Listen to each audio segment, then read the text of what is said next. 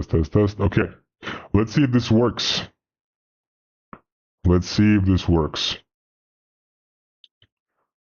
As usual, what's very stable about this podcast is it's always bad. Let me just make sure that we are live. Okay.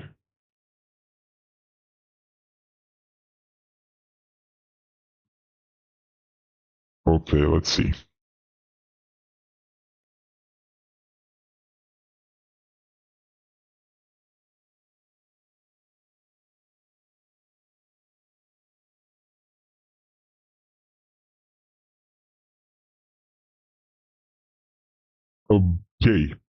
Okay. So,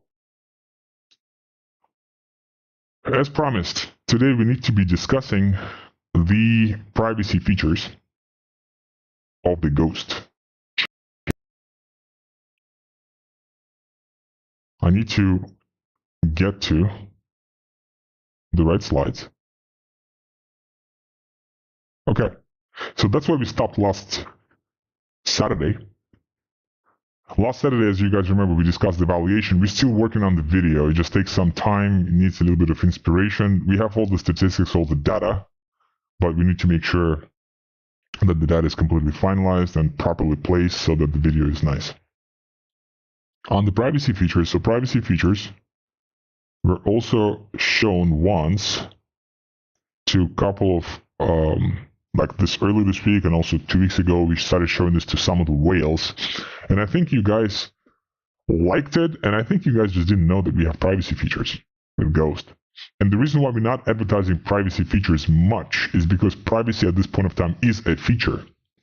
So historically, when John McAfee started this project, he spoke about something called Ghost DAI. That was his vision.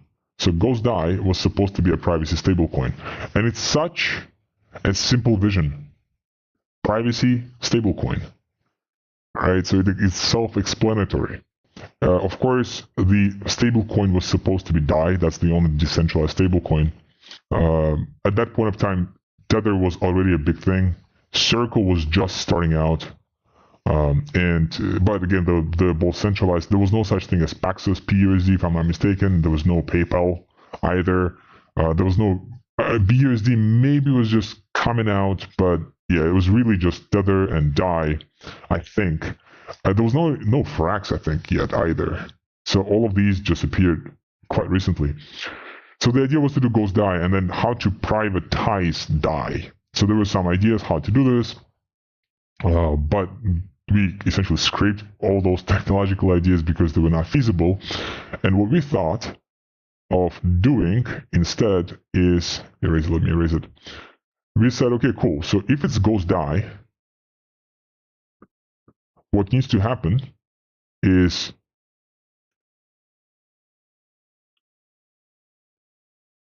you have some balance of, well, it says Tether here, but imagine it's DAI. So we have some DAI on Ethereum. You would then have to still put that DAI into some smart contract. We call that Gatekeeper smart contract, also on Ethereum. You would then do certain transactions within Ghost. Right? So all of this is all within Ghost. And all of these layers, all of these operations are within Ethereum. So then you would do certain things within Ghost, and then you would essentially come back to Ethereum through the Gatekeeper, and then come back to wallet number 6, right? So you would start with wallet number 1, you would end with wallet number 6. Since then, the bridge, the Ghost, like the decentralized bridge, went through certain modifications and massive upgrades from perspective of additional decentralization, right? Because nothing is 100% decentralized, nothing is 100% centralized, but additional ability to be even more decentralized, so to have even more incentives for additional players to join. So this bridge is essentially bridge version 1. The team is working currently on bridge version number 2. With bridge version number 1, here's what's happening. Let me erase everything because it's going to be very messy today. And yes, we're going to do a video on the privacy features as well.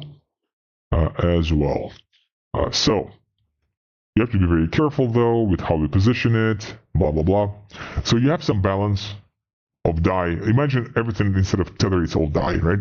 So you have some balance of DAI. So what happens is you send the 1000 DAI to a gatekeeper smart contract right there. Now it's locked. Now what's happening is all the nodes, and that's why it's important to run nodes. All the nodes, full nodes, do two things. They validate internal transactions, which makes sense. Internal transactions are just transactions within Ghost ecosystem, but they also validate external transactions. And the external transactions are these transactions right there, essentially. They don't happen per se. Like there's no physical DAI that physically moves from Ethereum wallet to Ghost wallet. The DAI always stays on Ethereum. But what we do, we synthetically mint equivalent amount of GDAI on Ghost, right? So that's what's kind of happening. So let me erase this, right? So for each 1000 tether or 1000 DAI, we mint GDAI or GTether or G whatever the token is. That's what's happening. Now other bridges do the same thing. There's not much innovation there, right? Like when we started developing the bridge back in 2021, all the other centralized bridges were also in development. So some of them were thinking the same way of just synthetically mint an equivalent amount of G of that specific token, whether it's tether or DAI or whatever. So what's the difference? The difference is how do you mint it? How do you come to a conclusion that GDAI or GTether or GCircle needs to actually be minted? When every single node on the Ghost, every single freaking node, so a new node comes up and now that node can validate transactions as well. And if you don't have enough stake, you can become a nominator. So you select a validator who will be validating transactions. So you, as a Ghost participant, as a Ghost user inside of Ghost Chain, you can be either a validator or nominate the validator, thus also participating in the validation and also receiving fees from this validation. That's why we say with Ghost, everybody can validate and everybody can monetize. That's very important. So when it comes down to the validation and monetization, every single node looks at these external transactions, listens. Cosmos sent a great infographic into the Ghost Whales community earlier this week. We are listening through something called off-chain workers. We are listening to the gatekeeper right there, and we are trying to see if there's a consensus. And if more than 50% of nodes, or more than 70% of nodes, or more than 90% of nodes say yes, like that threshold is going to be decided by the community, by everybody. We actually put a question mark, right? Like a huge use case, right? With questions to the Ghost Whale, so you guys can help us and kind of identify what that threshold is and overall how should we validate these transactions, what the consensus should be for that specific situation. But every single node is listening to the gatekeeper, and a new transaction of 1000 tether just came over. Oh, that's great. If the majority of the nodes say yes, we see that 1000 tether, then 1000 GUSDT gets minted. It's such a simple idea. Why nobody else is doing this? Because it's so fucking difficult to do it. If it was easy, everybody would do it, right? So what they do, what the competition does, they buy 4 servers from AWS, and those 4 servers listen to a smart contract. And when 4 servers, all controlled by the team for the most part, say, yes, we see 1000 tether, they say, okay, that's decentralized enough. Boom. Please mint 1000 GUSDT. So the competition says decentralized is just the number of servers that, of course, all controlled by the user, by the team. When we say decentralization, we say scratch that. Decentralization does not mean that we have 4 nodes or 100 nodes or 10,000 nodes. Decentralization means that any user can become a node. That's what's important. That's what needs to be communicated to these idiots who build those centralized bridges. Right?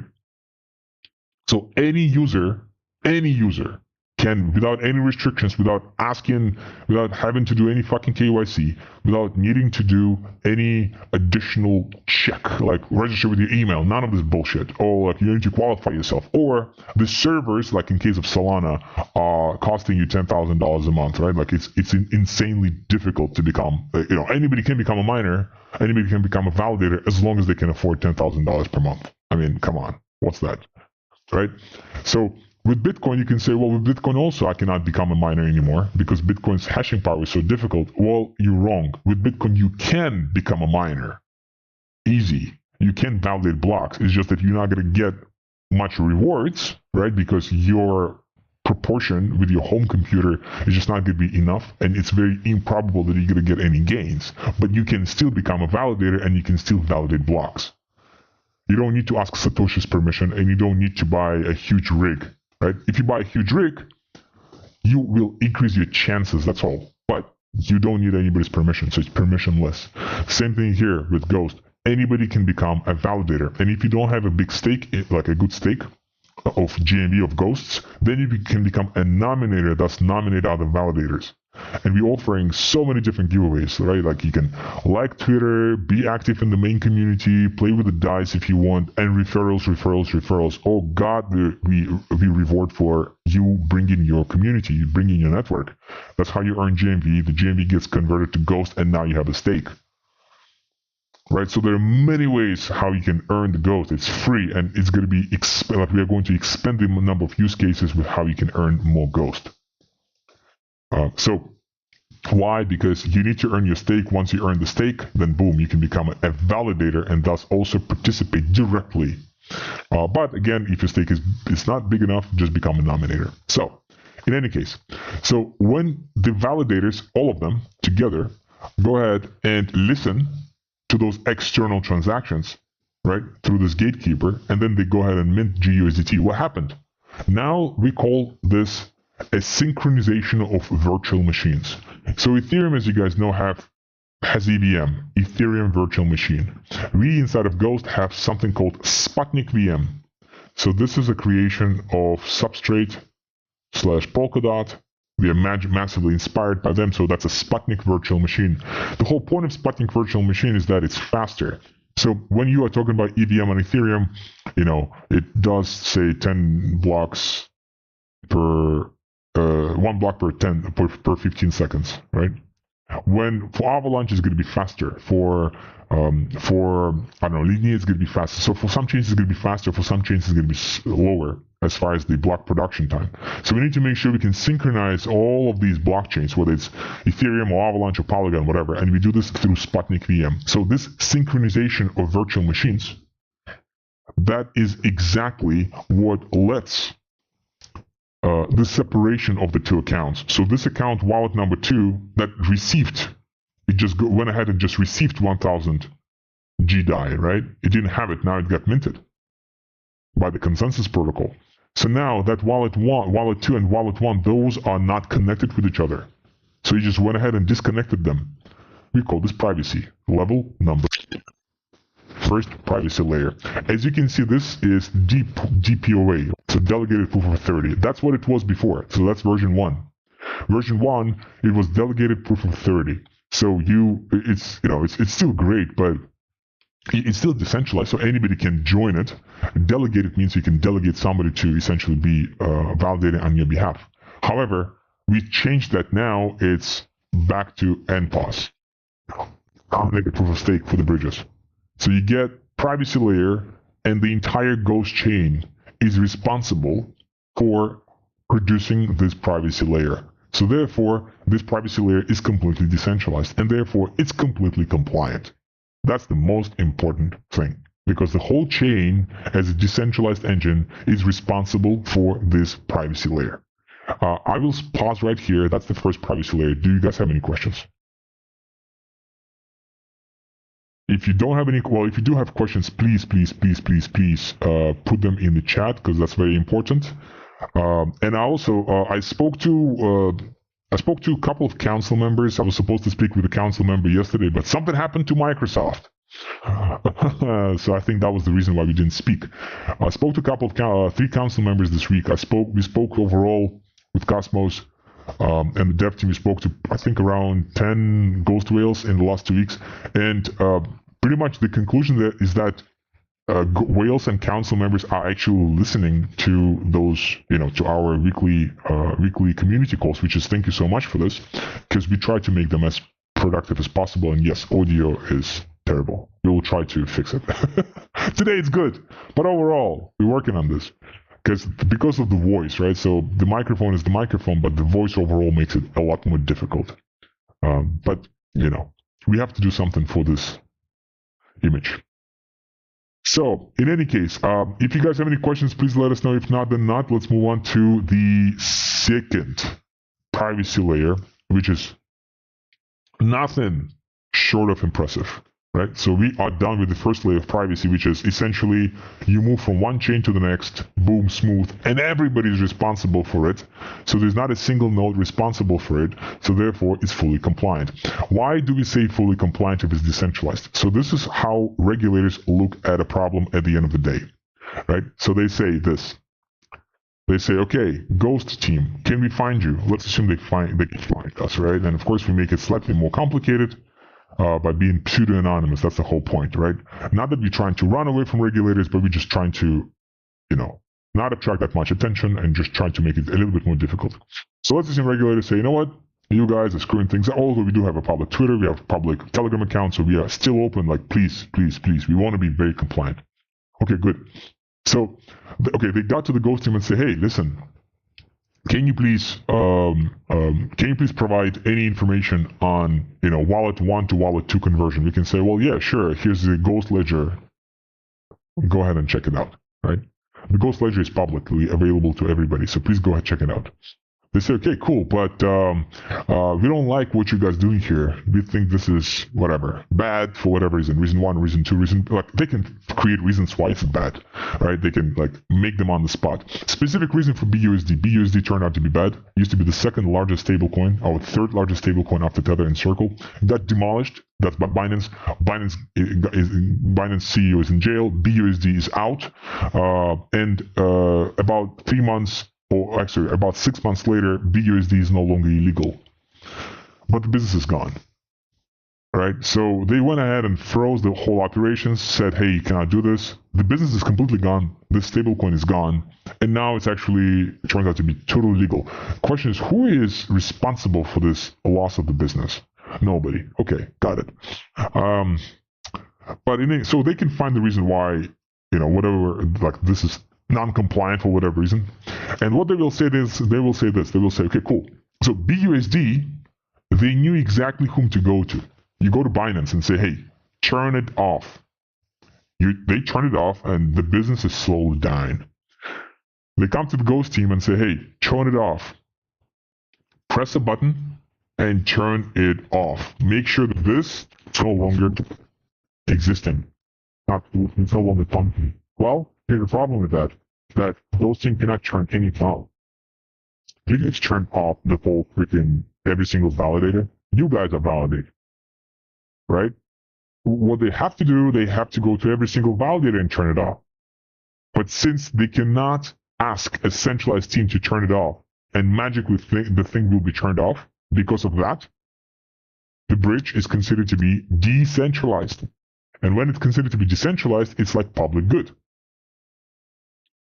So the public good, can you tell the waves from the ocean to start, to stop, right? You can't. Can you tell, the wind to stop blowing? You can't. Can you tell the river to stop flowing? You can't. Right? So there's nothing you can do with public goods. And then it seems like the regulator is just considering something decentralized as a public good. And that's true for Ethereum, and that's true for Bitcoin. Now the question is, well, Solana is also decentralized. How come it's considered to be centralized? Well, 90% or whatever, don't quote me on this. We're probably going to do a video on Solana, but significant majority, when I say majority, I always quote 90, 99, 95%. Significant majority of the Solana stake is controlled by the team or select few investors, which is VCs and the team. So it's easy to find who those 90% of people are, and that's why Solana could be considered a security, potentially by the regulators. Let them decide, not my business. Same thing with Polygon. Significant majority of ownership, I think 70% or something, is owned by the whales. The definition of a whale is an entity that owns more than 1%. Thus, 1% or more of the total supply. Thus, it's 70 entities that control 70% of the supply of Polygon. That's pretty fucking centralized. And we cannot do the same thing with Ghost. We need to be decentralized. We need to make sure that less than 50%, ideally significantly less than 50%, is owned by the team, and everything else is owned by the community. At this point of time, the team owns some, but it's the council who owns the majority. And kind of the internal discussion that we have with the council is that maybe we need to make sure that the council is also kind of like considered as a team. It's not a team, but it's considered like a team, and therefore like dilute everybody, but make sure the council is diluted from perspective of not having a majority. The team is obviously going to be diluted as well to make sure the team is not a majority, which is already not the case, which is great. And to give more open GMVs that goes to the community, to the whales and other community members, right? And that's super freaking important.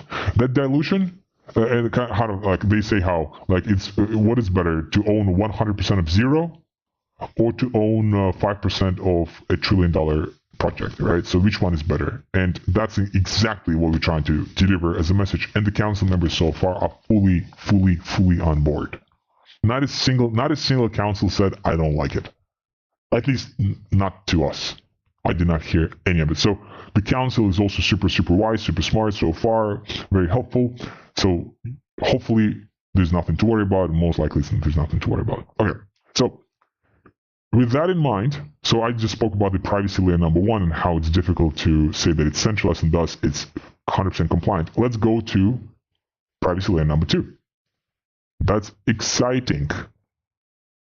There's a lot of information you probably need to learn, rewatch it, and thank God today the audio is good, so it's going to be easy to rewatch.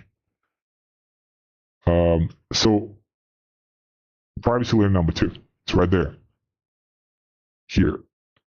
So you can transfer your Ghost or GUSDT or whatever, or Ghost, from wallet 2 to wallet 3 inside of Ghost chain. That's called existential deposits. Polkadot, thank you so much. Substrate, thank you so much for this. Let's assume you have 1000 GDAI. When you transferred it to this wallet, now this balance here is 0, right? You got like there's nothing there. 0 GDAI and also 0 Ghost. So what we do, what the chain does, it's completely programmatic. If the balance, total balance of coins, whatever, native coins, tokens, whatever, on this wallet is less than, I forgot the number, but like less than 0.00000000000 whatever, 1 Ghost, like let's assume that's the number, like something like that, then this wallet existed before, but then this wallet gets essentially scraped out of the ledger. Booyah kasha. How can that happen? So essentially the wallet kind of like doesn't exist. It exists, but it kind of doesn't exist. And the whole point for doing this is to archive. So there's no like, there was no privacy idea that was kind of assumed by Polkadot. It was more optimization of the ledger. Because if you have too many wallets with close to 0 balances, let's just not show them to the, let's just like archive them out and not show them to the ledger. Right? But we thought that that's a great feature for privacy. Because wallet 2 is still accessible, it does not disappear. It of course still exists. The public key and the private key both exist. They are out there. And the user who has this balance, of course, can access them because the person has the private key. It's just that after 2048 blocks, this wallet gets out of the ledger. This is approximately 1 day. Because each block is around 6 seconds. Booyah kasha. So now, unless somebody is purposefully pinging the ledger non-stop, and records all the ledger, and records all the wallets, then this wallet is completely gone. And we physically don't have data. We as a team, or you guys, or nobody physically has this data. So the wallet is still accessible, just not on the ledger anymore. Booyah kasha. We think this is great. So now let's assume somebody, chain analysis, regulators, whatever, let's assume they do this, right? They ping the ghost chain, which is great, right? And keep recording every single block. So of course they will have all the data. But after yesterday, when the entire fucking world got crushed because Microsoft decided to do an upgrade, and they said CrowdStrike. Yeah, sure. Don't, blame CrowdStrike. Blame CrowdStrike. I hope that more outages like this will happen. I hope those outages will not affect you guys or anybody else. But of course, if outages happen, of course they will affect somebody. But it's kind of oxymoronic statement. But I just hope that the big tech finally realizes how fragile they are, especially 20 years ago they were cool, but now they just turned into corporate fucks, and it's very difficult to deal with them. And now they are monopolistically enforcing us to do stuff that is completely, in some cases, unconstitutional. Try to tell something to your phone right now, and you will discover that you are being listened on your phone. Try to name a brand, and then you will see ads about this brand, or you will see news about this brand, or something like this. Happens to everybody I know. If you guys didn't notice it, please notice it, right? So, and that's just to put you some ads. Imagine what other stuff they record. Microsoft decided in Windows 11 to put a recent AI upgrade where they record, where essentially they're screen sharing every single thing you do on your machine.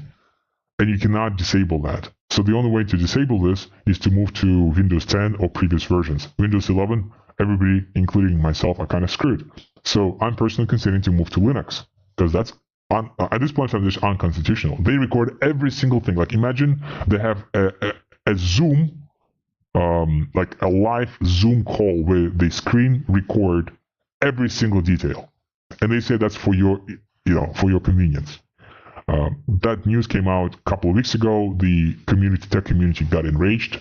Hopefully, this update will be rolled over at some point of time, just deprecated. But it is what it is, right? Like, that's just an example of what they do, out of convenience or out of UX, out of whatever, to enforce some bullshit unconstitutional rules on us. So with this, even if they record every single transaction, they'll probably fail, because they always fail. So boom, that's your second layer of privacy, existential deposits. Any questions here before I move to the third layer of privacy, which is completely like amazing. So any questions? If you do have questions, I'll move to layer number 3. If you have any questions, please feel free to put those questions in the chat on YouTube or in Wales, or PM me. So third layer of privacy. Third layer of privacy, the name was selected by the dev team. Lots of these names were selected by the dev team, including Gatekeeper. I think the only name that we have is Ghost, which was taken from John McAfee. Everything else was created by the dev team. So the third layer of privacy, Zither and Austral VM. So we do have our native virtual machine as well, called Austral. That Austral virtual machine is based on the technology called Zither. Zither is not better or worse than Monero. Zither has advantages that Monero doesn't have, but has disadvantages that Monero doesn't have, right? So it's not that, Monero is foolproof, because if you can, there are research papers saying that technically it's possible.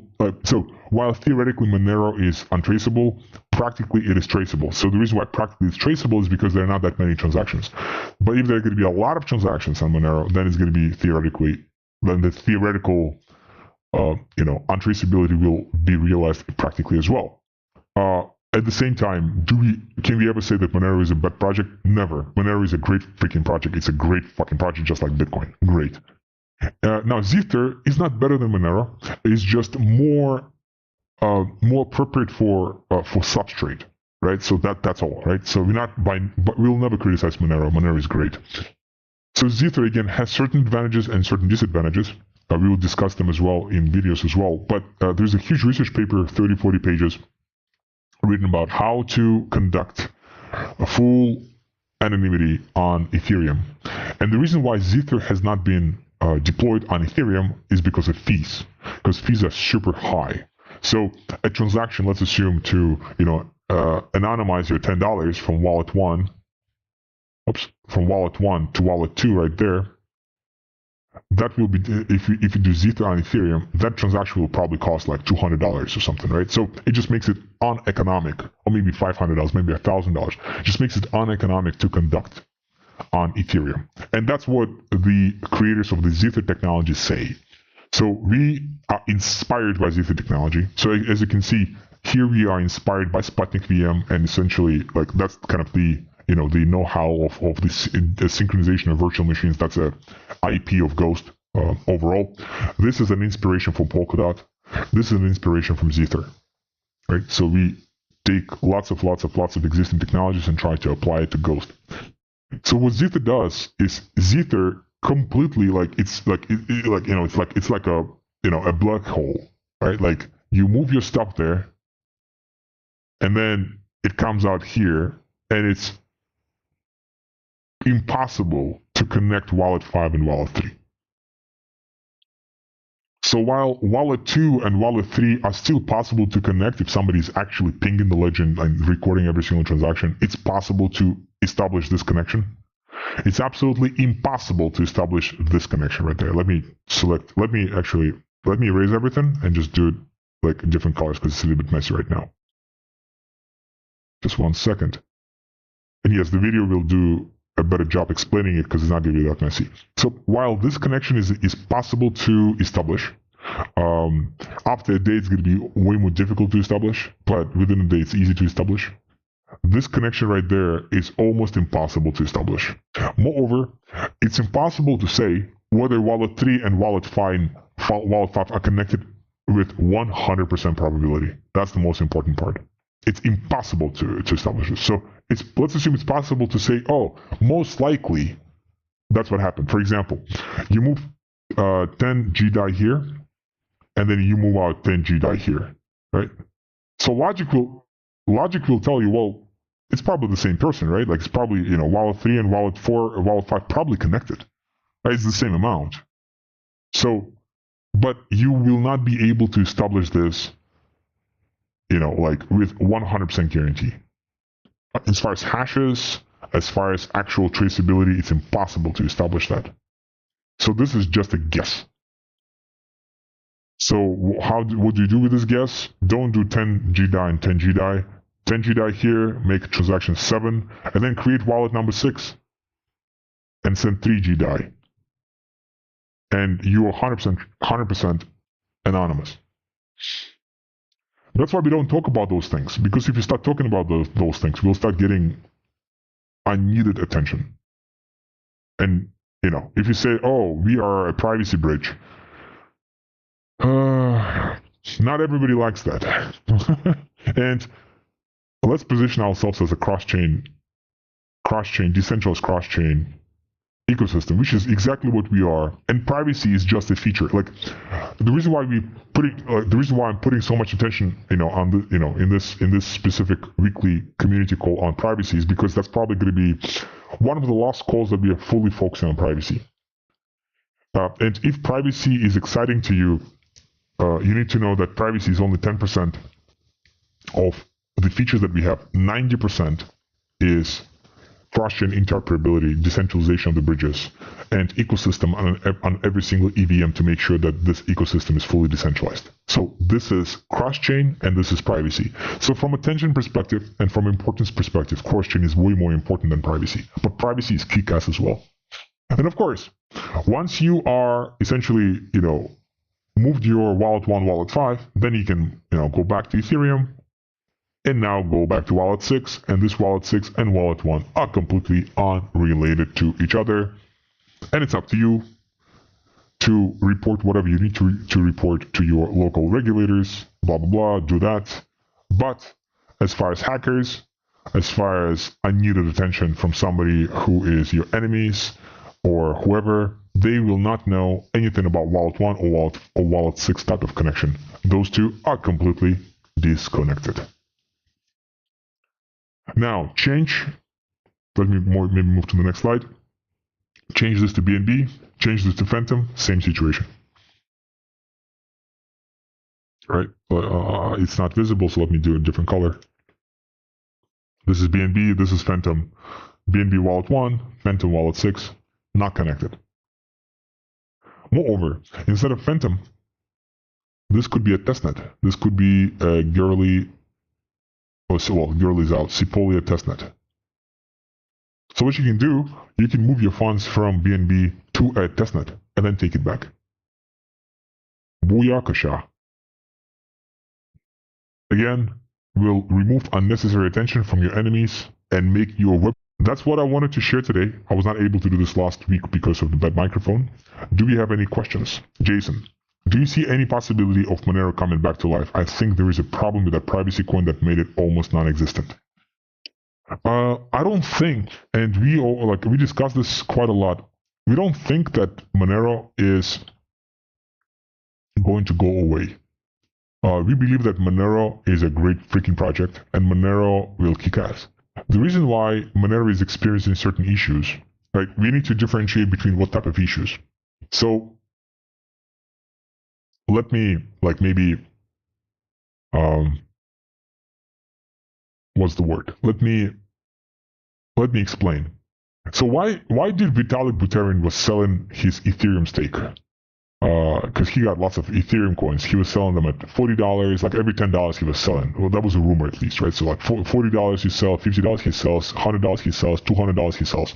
His net worth right now, when Ethereum is like 3,400, could have been a multiple, like 10, 30 times more than it is right now. So he probably would be a billionaire by now. I think he's multi-millionaire, but obviously. But why was he selling it?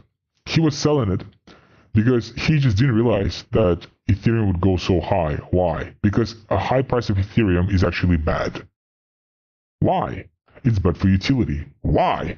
Well, because if we are here to attract Web3 talent globally, yes, it's fine when a smart contract, currently to deploy smart contracts, for example, Ghost Auction would cost $2,000 to $3,000 just to deploy smart contracts. Now, question, how many people in Vietnam, developers from a village in Vietnam, kick-ass developers, but how many of them have $3,000 to deploy a smart contract that then may potentially need to be redeployed because of some bugs or whatever? So now the reason why it's expensive, so the gas fee itself did not become more expensive, but the Ethereum price became more expensive.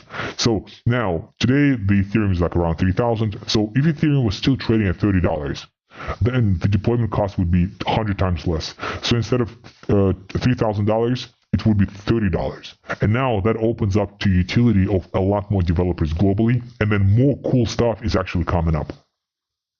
The reason why we see meme coins and all this other bullshit nonsense is because, for the most part, I'm not even hating meme coins. Meme coins are actually kind of okay. I hate the forks, non-stopping forks. Right? Like, oh, project 1, let's fork it and change a new UI and do this or do that.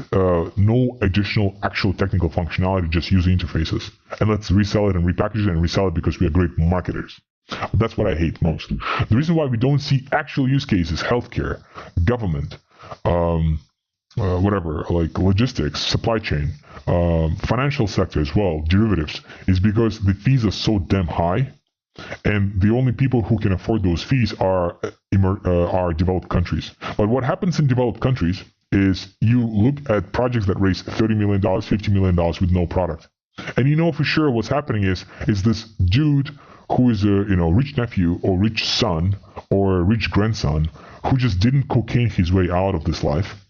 And he's the promise of the family to try to hopefully save the generational wealth that has been, earned over the last, 2-3 generations. So since he is not fully on drugs yet, let's give him some money and let's turn this around. Is he a hungry developer who, knows inside and out the financial ecosystem? We're trying to learn that. Tokenomics? No, of course not. Those are some rich boys who raise shit ton of money, do some shitty projects. And of course we don't see any progress, because for the most part, we are dealing with that type of caliber of people. How do we know? Because we talk to these projects every fucking day, right? When there is a hidden gem like happened with ERPC, which we mentioned in Ghost Rails 2 days ago. That is a gem. One project finally out of the last 100 projects that was deployed, realistically. But ERPC is a great project, but imagine if we had projects like ERPC, every single project was like that. Fuck me. We would have such great Web3 experience and ecosystem currently. But again, the reason why it doesn't exist is because Ethereum price is very high. And that Ethereum price being very high is anti-Ethereum utility. And that's why Vitalik was selling, because he could not imagine in his wildest dreams that anybody would be deploying a smart contract for $3,000. That's why he was not selling because he did not believe in the vision. He was selling because, like, okay, fine, there's a recent, Ethereum went to $100. It has to drop to $2 because that's the utility, right? Monero, same thing.